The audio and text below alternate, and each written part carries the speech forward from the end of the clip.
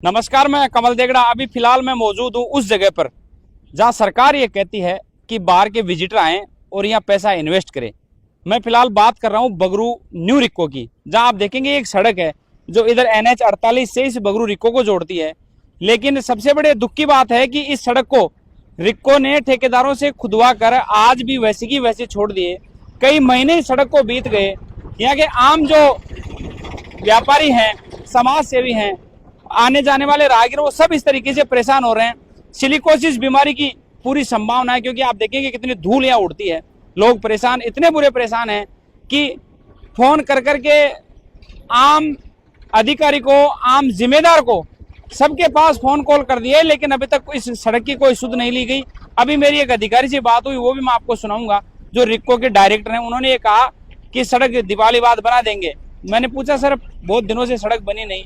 बोला सड़कें एक दिन में नहीं बनती, लेकिन यदि कोई मंत्री या कोई विधायक या कोई जिम्मेदार उस सड़क से चला जाए तो आप कहते हो एक दिन, आधे दिन में भी सड़कें बनती है, और कई जगह सड़कें बनी भी है। आप देखिए कितने भारी वाहन इससे गुजरते हैं, क्योंकि रिक्को है, और रिक्को से कहीं ना कहीं जो हमारी अर्थव्यवस्था है, वो अर्थव्यवस्था में रिक्को का अहम योगदान होता है। बाहर के लोग, बाहर के इन्वेस्टर्स जब भी आते हैं जब वहाँ अच्छी सुविधाएं हो, बुनियादी ढांचा अच्छा हो। लेकिन यह बुनियादी ढांचा और सुविधाएं छोड़कर एक जो सड़क है, जो सबसे पहली सीढ़ी है इस रिक्को को जोड़ने की, उसकी हालत ऐसी है कि वो वेंटिलेटर पर है।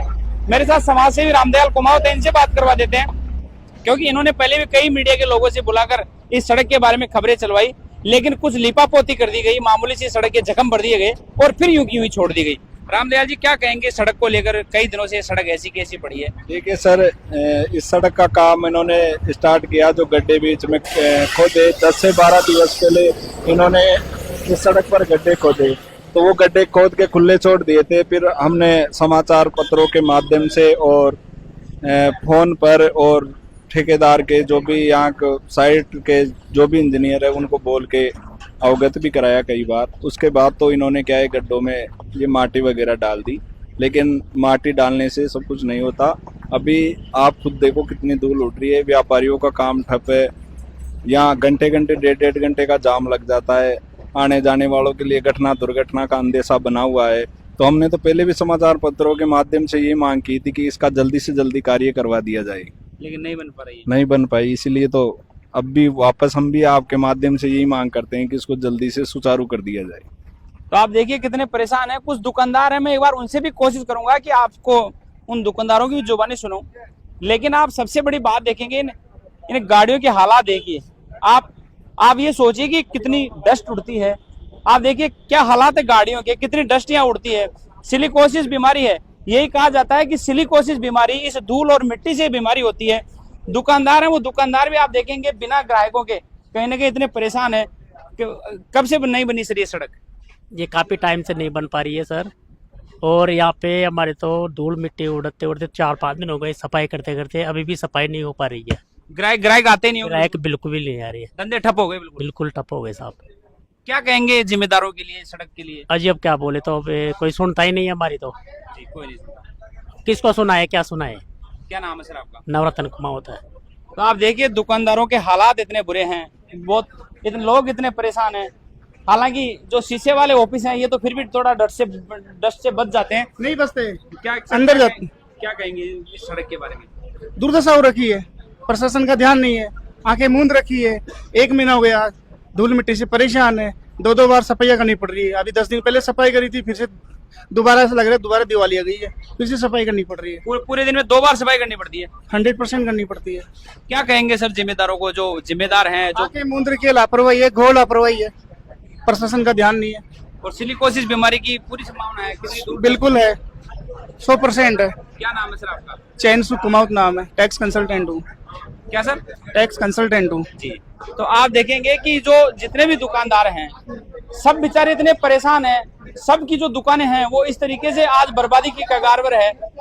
सरकार को देनी राहत थी, लेकिन मिल गई आफत। आप भी दुकानदार हैं सर, इसकी दुकान पे ले जाओ आप अपनी दुकान में चलो सर। ले जाओ आप देखिए अतिक्रमण की तो भरमार है ही, लेकिन जितनी सी सड़क है, कम से कम ये सड़क भी इन लोगों के लिए सही बना दी जाती तो शायद आप देखेंगे टायर की शॉप है, भैया कितनी डस्ट उड़ती है, कितने परेशान है? इतनी डस्ट उड़ती है कि इतनी इतनी मिट्टी जमा हो जाती है, टायर ऐसे लगते हैं जैसे कि 6 महीने पुराने हो गए। रोज इनको साफ करना पड़ता है, सांस लेने में भी दिक्कत हो जाती है। जैसे सुबह से शाम तक अगर 10 मिनट के लिए आदमी खड़ा हो जाता है तो मुंह एकदम वैसे किरकिरा किरकिरा हो जाता है। इतनी डस्ट उठती है, शाम तक सांस लेने में दिक्कत आने लग जाती है। तो सर मनाने तो दीपावली थी, लेकिन शायद आप तो काली दीपावली मना काली रहे हैं। दिवाली मना रहे हैं। जिम्मेदारों को क्या कहना चाहेंगे सर इस सड़क के बारे जिम्मेदारों को ये कहना चाहिए कि जो इसको खोद के पटक दिया है उसको जल्दी से जल्दी ठीक करना चाहिए था। में? जी, क्या नाम है सर आपका? महेंद्र चौधरी। तो आप देखिए लोगों का बाहर बैठना इतना मुश्किल है। और आप देख भी रहे हैं, ये देखिए आप क्या हालात हैं। ये नए टायर है, लेकिन ऐसे लगते हैं जैसे टायर पुराने हो गए हो। लेकिन वो जिम्मेदार हैं, उन जिम्मेदारों को आज भी शर्म नहीं है। जब मैंने रिक्को के डायरेक्टर से बात की तो रिक्को का डायरेक्टर ये कह रहा था कि साहब एक दिन में सड़क नहीं बनती, लेकिन कई जगह ऐसी है जहाँ एक दिन में क्या आधे दिन में भी सड़कें बनती है। साहब क्या हाल है आपकी दुकानों के? आप बताओ क्या हाल है आपकी दुकानों के? बहुत भयंकर हालत है। मैं 10 बार मिट्टी गाड़ दें, और ग्राहक तो बहुत कम आने लगे होंगे। गिराएगा आ रहा ही नहीं है, जी, गिराएगा आ रहा ही नहीं है। तो क्या कहेंगे जिम्मेदारों को? सड़क नहीं बन पा रही है, क्या कहेंगे सर? खाएंगे क्या, हम मर जाएंगे या दम उठेगा, मरेंगे, सांस की बीमारी हो जाएगी। लेकिन फिर भी जिम्मेदार नहीं चेत रहे हैं। कहाँ चेत रहे हैं? कितने दिन हो गए इसको डाल कर रखे हैं, देख रहे ही नहीं है क्या हो रहा है क्या नहीं हो रहा। क्या नाम है सर आपका? मेरा नाम श्याम लाल से है। सर क्या कह रहे हैं आप देखिए क्या हालात हैं। इतनी डस्ट, इतनी मिट्टी जम जाती है कि लोगों का सांस लेना इतना मुश्किल हो रहा है कि हर व्यक्ति इतना परेशान है। और यहाँ प्रतिष्ठान है, और आप देखेंगे सड़क के सामने, सड़क तो खोद ही डाली, गड्ढे तो कर ही दिए, लेकिन जो रोड़ी बजरी थी उसके आप देखेंगे किस तरीके से टीले लगा दिए, किस तरीके से ढेर लगाकर छोड़ दिए गए। लेकिन अभी भी कोई जिम्मेदार बोलने के लिए तैयार नहीं है कि आखिर ये सड़क कब बनेगी। ये देखो आप देखेंगे क्या, इधर आओ सर आप देखेंगे क्या हालात हैं। यदि यहाँ कोई बेचारा चाय पीने आएगा तो वो चाय पिएगा या फिर मिट्टी खाएगा, ये शायद पता ही नहीं लग पा रहा। क्या कहेंगे सर इस सड़क को लेकर? क्या कहें, आपके सामने है। क्या कहेंगे जिम्मेदारों को? सड़क क्यों नहीं बन रही है? जिम्मेदारों को क्या कहें, तो ये सामने दिख रहा है ना आपको, कितने दिन हो गए, 2 दिन का नाम लेके खोद के डाल के चले गए यहाँ पे, अभी तक भी नहीं आए, एक दिन भी नहीं आते हैं और बोल के चले जाते हैं दीपावली बाद में बनेगी, दीपावली पहले बनेगी। हमारी दुकानदारी भी नहीं होती है। ये देखो सामने एक कुड्डा लगा के चले गए। आप तो काली दिवाली मना रहे हो। काली दिवाली मना रहे हैं, और क्या करें। तो सर क्या कहेंगे जो जिम्मेदार है, रिक्को के अधिकारी और सरकार के लोग? रिक्को के अधिकारी तो आते नहीं है यहाँ पे, जी, देखते नहीं, संभालते नहीं है यहाँ पे आके। क्या नाम है सर आपका? मेरा नाम ताराचंद कुमावत है। तो आप देखिए जो दुकानदार हैं, जो शॉपकीपर हैं, उनके हालात इतने बुरे हैं।